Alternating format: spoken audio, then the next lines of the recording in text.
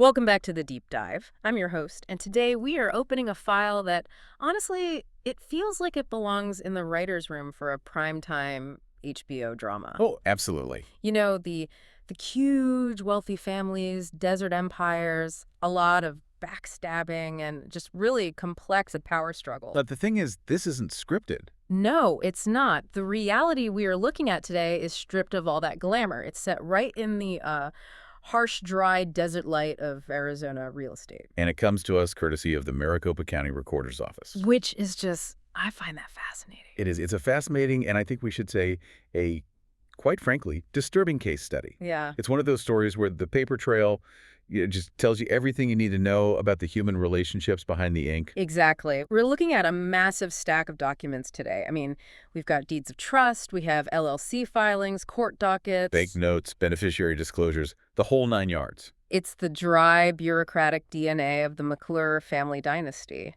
And while the ink is dry on those pages, the story itself is, well, it's anything but. We're calling this deep dive the invisible beneficiary.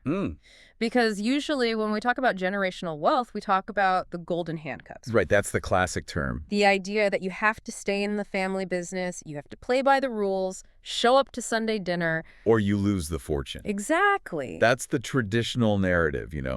The patriarch or matriarch holds the money over the kids' heads to control their behavior. But this, what we're looking at here, this is something different. I think it's darker. It's so much darker. This is about a family member, James Jimmy McClure, who is, on paper, inside the circle. Technically. His name is on the papers. The bank knows who he is. He exists in the legal framework. But in reality, he's locked out. Completely locked out. And what we're going to explore today is how that lockout happens. Because it's not done with a physical lock and key. Right. You don't just change the locks on the mansion. It's done through bureaucracy. Yeah. It's done through these really complex estate planning tools, trusts, and limited liability companies that are, well, they're weaponized to control, to exclude, and ultimately to drain assets from a specific beneficiary. And they can do it without them even knowing it's happening. Until it is far, far too late. We're talking about a phenomenon sociologists and psychologists sometimes call family mobbing, but it's executed through the county recorder's office. And that's a very apt way to put it. It's bullying by paperwork. Hmm. It's a systemic exclusion using the very laws that were designed to protect family wealth. It's a total inversion of their purpose. So let's orient you, the listener. We aren't looking at a diary. We aren't looking at interviews or, gossip columns or text messages. No, this is the hard stuff. We are analyzing the hard facts of the legal records spanning from the late 1980s all the way up to 2019. We've got signatures, we've got addresses, and we have got the flow of millions and millions of dollars. And the silence of the documents, I think, is just as loud as the text. How so? We're going to see who signs and, I think more importantly, who doesn't sign. Because in the world of estate law, if your signature isn't on the line, your voice isn't in the room. You have no say. You don't exist in the decision-making process. Not at all. Okay, so let's introduce the players before we get into the weeds. At the top of the pyramid, we have the architects, Ronald L. McClure and Linda A. McClure. The parents, they are the originators of the wealth. They set the initial pieces in motion way back in the 80s. You built the engine. They built the whole machine, yeah. Then we have the enforcer, or maybe the manager is a better term, Jason R. McClure, the brother. Jason is the figure who appears at every single choke point of control in these documents. He is the one holding the pen. He is the operator. He's the guy on the ground making it all happen. Every time. And then we have the outsider, the target. James R. McClure. James is the one we really need to pay attention to, because on paper, if you just glance at these documents, he looks like an equal. He does. If you just glanced at a cover sheet, you'd think, oh, he's set for life, one of 3 kids in a wealthy family. But when you unpack the paperwork, as we are about to do, you realize he is a passenger in a car that is being driven very, very fast, and he has no access to the steering wheel. Or the brakes. Or the brakes. So our mission today is to trace the flow of power and the flow of money. We're going to show you how this structure was designed to centralize control with Jason and the parents, while using James's share of the trust as collateral. They are effectively leveraging his future away without his signature. It's a masterclass in what I call the architecture of control. I love that phrase. Let's start right there. Section 1, the architecture of control, we have to talk about the trusts and the LLCs first. It's the foundation of everything. If you look at the foundation of this family's wealth, there are two primary engines, right? Right. We have the MLR Living Trust, which dates back to July 16th, 1987. Okay. And then we have the JCJ Irrevocable Trust, dated October 17th, 1995. Okay, let's unpack this. Why two trusts? And what's the significance of those dates? Well, the dates just show longevity. This isn't some flash in the pan. This is decades of accumulated assets. This has been going on for a while. A very long time. The MLR, which is almost certainly Ronald and Linda's initials, is likely the parents' primary vehicle. That's their money, their house, their assets, while they're alive. It's a revocable trust. Meaning they can change it. Anytime they want. If they wake up tomorrow and decide to give it all to a cat sanctuary, they can. It's their money. Okay, simple enough. But the JCJ Trust, that's the interesting one. Irrevocable. That sounds heavy. It is heavy. Irrevocable usually signals a transfer of wealth to the next generation. To the kids. Exactly. It's often done to protect assets from taxes, from creditors. Once you put assets in there, technically, the parents can't just say, I'm taking it back. So it's supposed to be a vault. It's supposed to be a vault. It's intended for the beneficiaries. It's a lockbox for the kid's future. And let's look at that acronym, JCJ. It seems pretty clear, doesn't it? Jason, Candy, James. The three children. Exactly. So purely by the name, it implies equality. It implies that this big bucket of wealth is for the benefit of all three siblings. Jason, Candy, and James. It sounds fair. It looks like a standard estate plan. Yeah. Yeah. We love all our children equally. Here is the JCJ Trust for all of you. And this is where it gets really interesting. When you open the hood of the JCJ Trust, that equality just evaporates. It's a mirage. It's a complete mirage. It vanishes completely. We have multiple documents here, deeds of trust, modifications, trust certifications, where the leadership of the JCJ Trust is defined. And consistently, vividly, in black and white, Jason R. McClure is listed as the trustee. Okay, let's explain why that matters to someone who might not be an estate lawyer. If James is a beneficiary and Jason is the trustee, what's the dynamic? Aren't they both just in the trust? No, not at all. It's a total power imbalance. Think of a trust like a corporation. Okay. The beneficiaries are like shareholders. They get the profits eventually, maybe. But the trustee is the CEO. The trustee is the dictator. The one who makes the calls. The trustee decides what gets sold, what gets bought, how the money is invested, and crucially, what gets borrowed against the assets. So Jason holds the checkbook. Jason holds the checkbook, the keys to the house, and the title deeds to all the land. An irrevocable trust sounds like it protects the beneficiaries because the parents can't just interfere. Right, that's what it sounds like. But if the trustee has broad powers, which we will see in a bit that he absolutely does, he can do almost anything he wants with the assets inside the trust. So James owns the benefit of the trust, but Jason controls the reality of it. That's the perfect way to put it. Yeah. Imagine I give you a brand new car. It's in your name, but I kept the keys. I'm the only one allowed to drive it, and I can sell the tires and the engine if I want to raise some cash. Is it really my car at that point? Is it really your car? No. This setup seems to be the first major red flag in the whole system.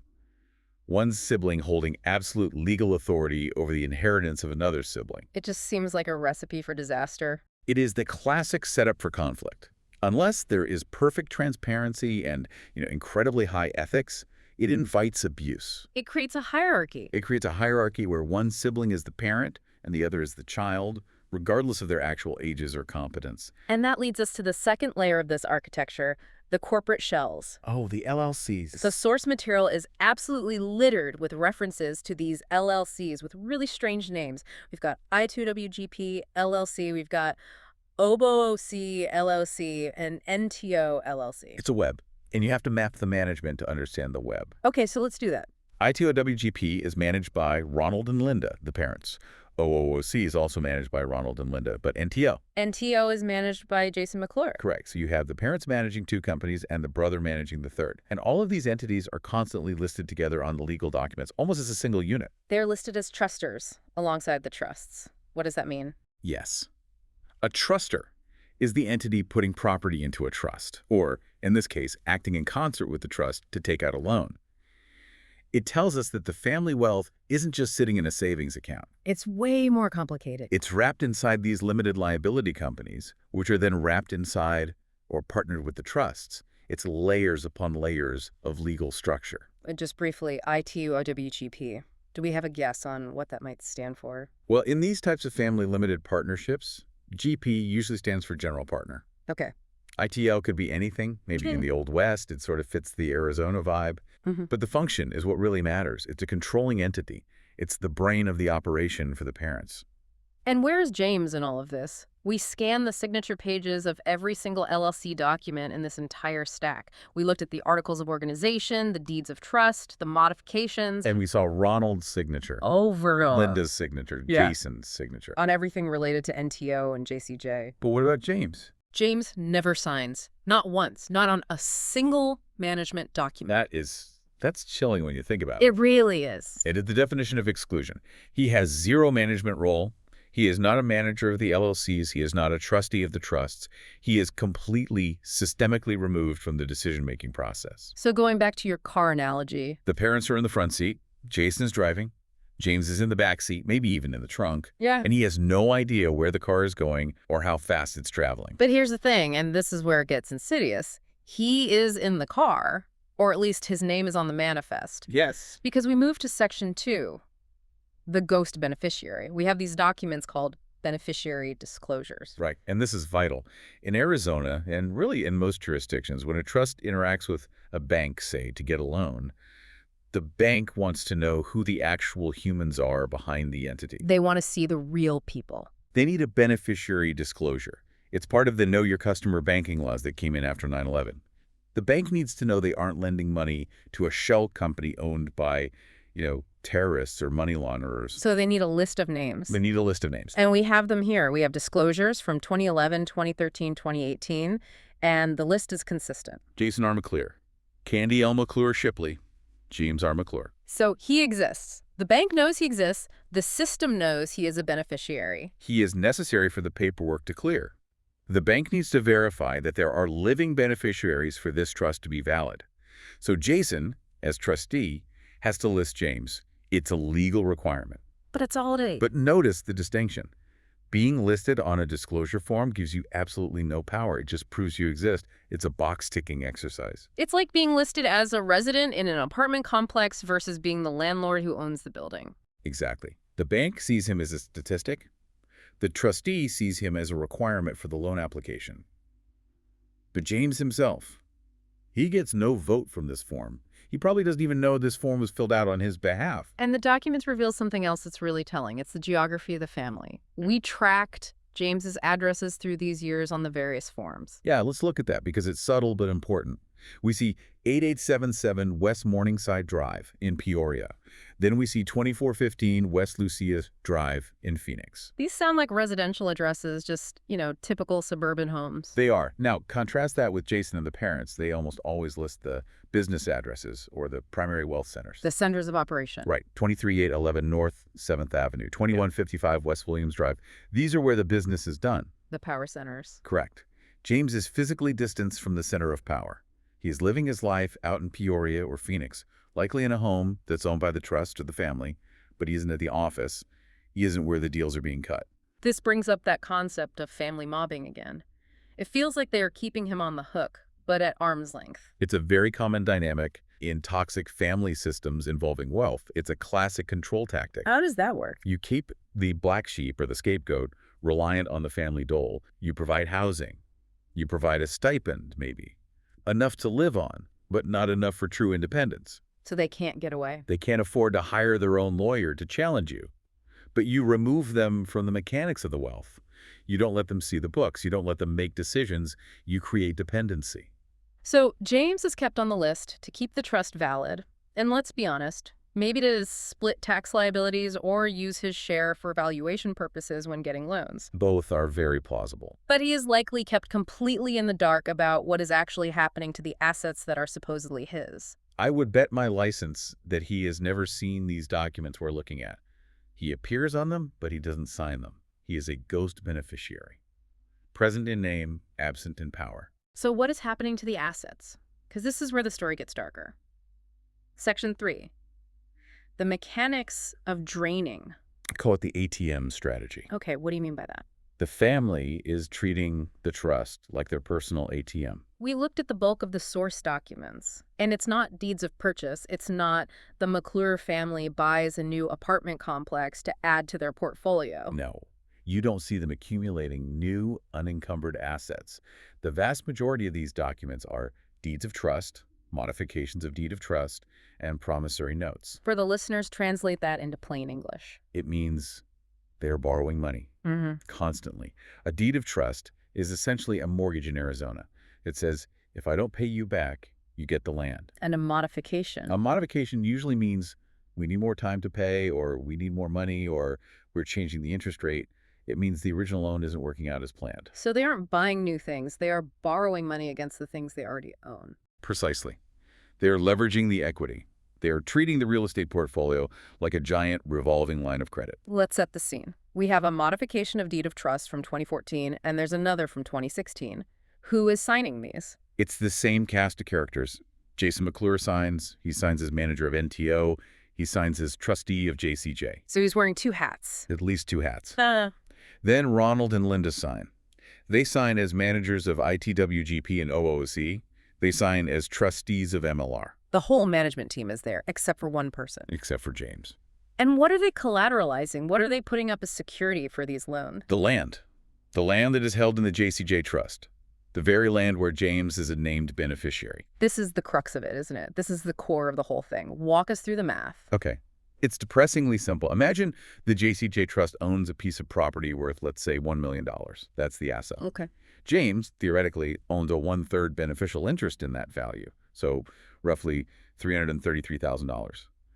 That's his piece of the pie. It's his inheritance, Right. It's just sitting there growing in value, waiting for him. theoretically.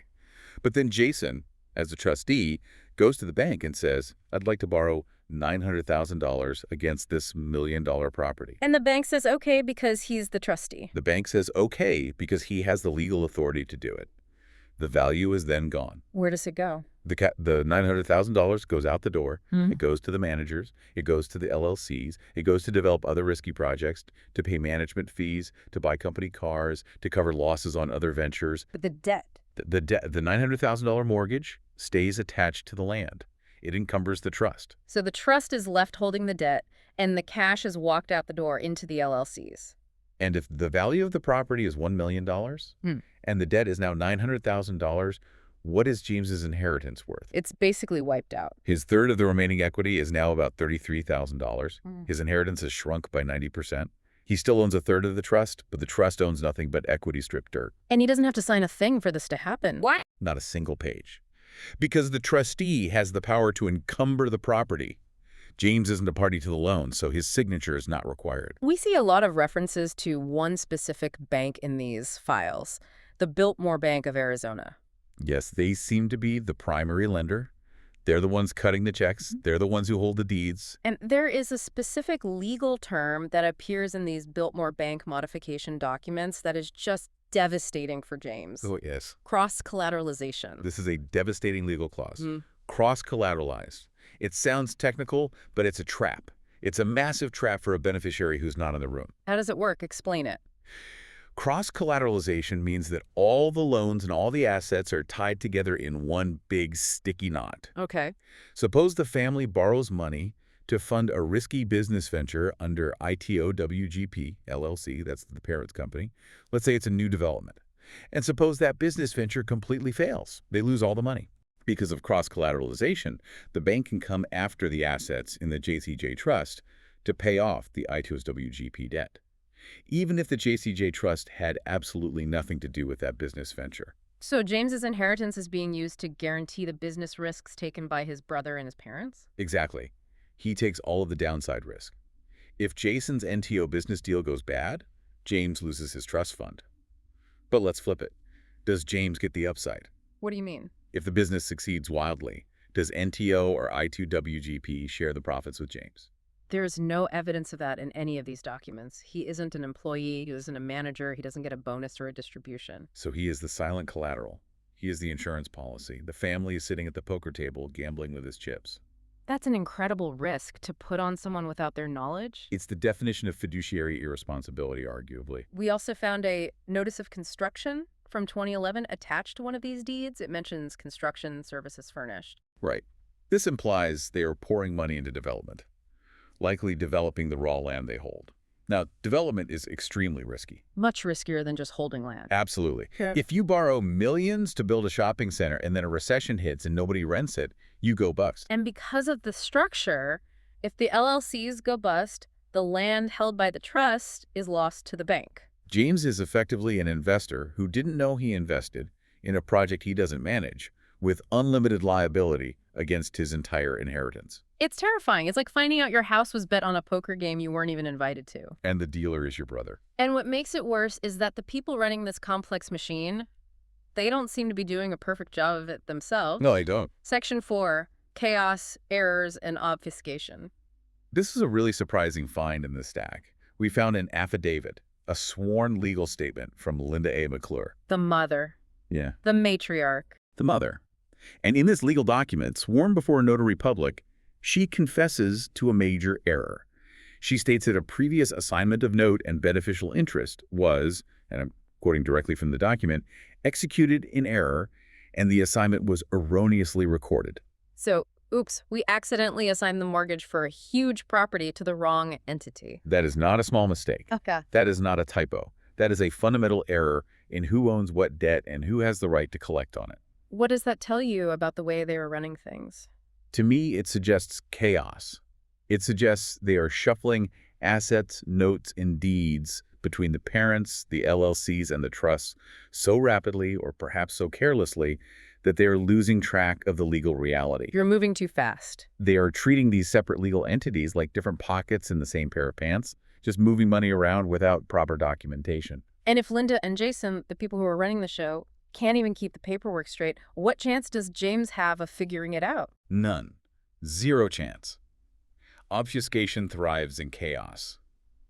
If the paper trail is a complete mess, it makes it incredibly difficult, if not impossible, for a beneficiary to audit the books. He wouldn't even know where to start. If James were to hire a forensic accountant, that accountant would have an absolute nightmare trying to untangle these erroneously recorded assignments. So the confusion itself serves as a shield. It serves to hide the reality of the finances. It's a fog of war. And amidst this chaos, Jason's power remains absolute and unchecked. We looked very closely at the trust certification documents. These are the cheat sheets for the trustee's power, right? Exactly. It's what Jason would show the bank to prove he has authority. And there's a section that lists powers of the trustee, and the boxes are checked yes for everything. Powers to sell, convey, and exchange. Yeah. Power to borrow money and encumber the trust property. A big fat check right there. And then the kicker. I think it's clause number 7. The trust does not have multiple trustees. That is the seal on the door. There's no co-trustee to act as a check or balance. James has no legal mechanism within the trust to stop Jason from doing whatever he wants. Jason has checked every box that allows him to liquidate or mortgage the family legacy. He essentially has a blank check. And he is writing those checks against James's future. He is. And then we have James. We found a court filing. It's a civil case from the Maricopa County Courts. Law Office of James R. Vaughn versus Sligo, LLC. It dates to around 2013. Now, we can't be 100% certain, but Sligo LLC appears to be an entity James might be connected to, or perhaps it's a business venture of his. But the context of the filing, who is the plaintiff? The plaintiff is the Law Office of James R. Vaughn, which is a very well-known debt collection firm in Arizona. A collections agency. A law firm that specializes in collecting on unpaid debts. So hold on a minute. Let's just pause here. We have the family trust controlling millions and millions of dollars in real estate. We're seeing properties at 71st and Happy Valley, North 7th Avenue, prime Arizona land. Absolutely prime real estate. And at the same time, one of the primary beneficiaries of that trust is potentially facing debt collection in court. It's the cruel irony of the golden handcuff that have rusted completely shut.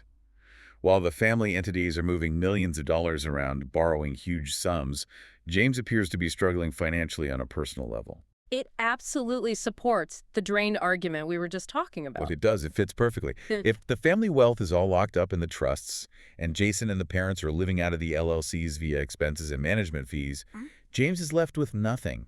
He has no access to the cash flow. He is a paper millionaire. That's the term for it. He owns a third of a trust that owns land that is mortgaged to the hilt, and you can't buy groceries with a 33% beneficial interest in a cross-collateralized debt obligation. You definitely can't pay your rent with that. Or a lawyer, for that matter. No. And this isolation, this financial struggle, it leads us to the broader theme here. Section 6, the toxic family system. We've used the term family mobbing a couple of times. Let's synthesize this. How does what we're seeing in these papers fit the profile of a toxic family system? Well, family mobbing is essentially when a family collective gangs up on a target member to disenfranchise, exclude, or control them. It's bullying, but it's systemic. It's not just one mean comment. It's the whole system working against one person. And the evidence is right here in the files. It's not just a theory. It's all there.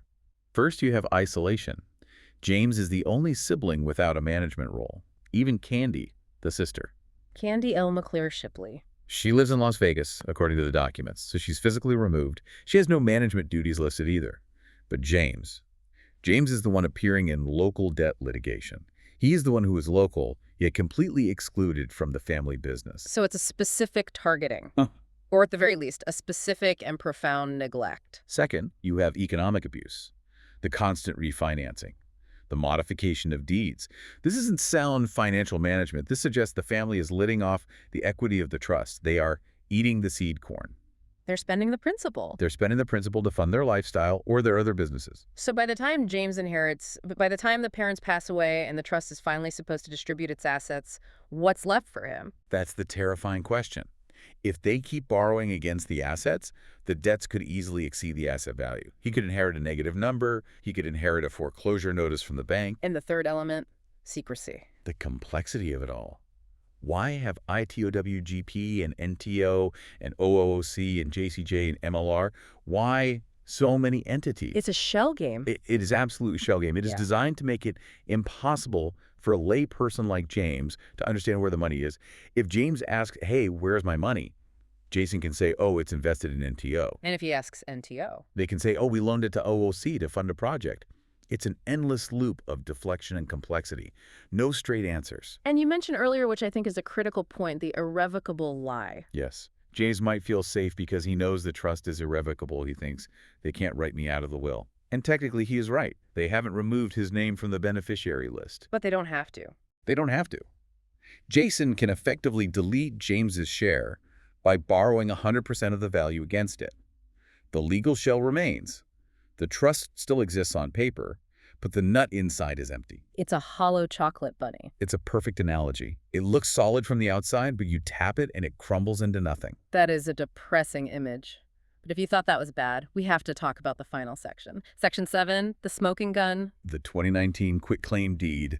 This is the endgame. This is a document we found from 2019. It's more recent. It involves Jason McClure as trustee and Ronald and Linda as managers of their LLCs. And on this document, they are conveying, which means essentially giving away or transferring a piece of property. The question is, who are they transferring it to? They're transferring it to a brand new entity, RMLM LLC? RMLM. Let's think about that. Ronald McClure, Linda McClure. It's the parents' initials. It's a new company, presumably owned and controlled only by them. Exactly. So watch the hands here. This is the magic trick.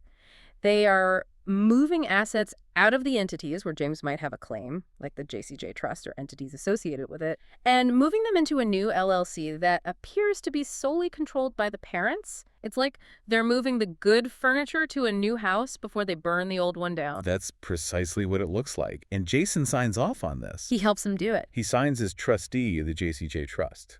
He is facilitating the transfer of assets out of the system. So he is actively helping to strip the remaining assets away from the trust where his brother is a beneficiary and moving them into a clean bucket where his brother likely has no claim at all. It looks like an exit strategy. Yeah. It looks like they are consolidating whatever remaining value is left into RMLM, leaving the debt and the empty shells behind in the old structures for James to inherit. This is the betrayal. It's not just mismanagement or negligence anymore. This is an active displacement of assets. The trust property that James is supposed to inherit is being fundamentally altered. It's being moved to a different legal address, and he doesn't have the key to the new house. So what does this all mean?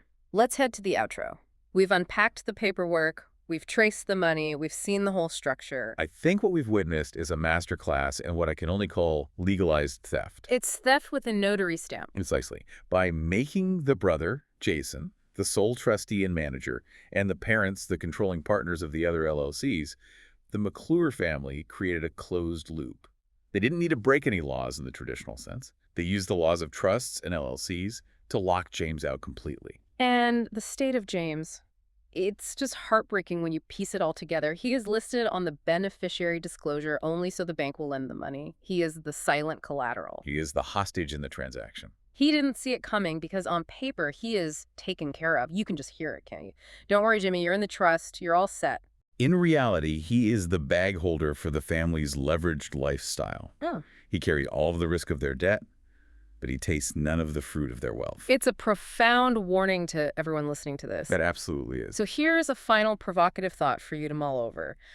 If you are a beneficiary of a trust, but you don't have the password to the bank account, and you have no say in the decisions, you are a beneficiary. You're a hostage. That's a powerful way to put it. And the paperwork we've seen proves that James McClure owns nothing but a promise that's been broken over and over, while Jason and the parents own the checkbook. So here is our call to action for you. Don't just trust the word trust. Go home. Open your files. If you're part of a family trust, ask for the documents. Check them. And ask the hard questions. Specifically, look for the section titled Power of Trustee. See who has the power. See if the boxes are checked. See if you are in a James McClure situation. Because if you're in a financial game and you don't know who the sucker at the table is, it's probably you. That's it for this deep dive. We'll see you next time. Stay curious and read the fine print. Always read the fine print.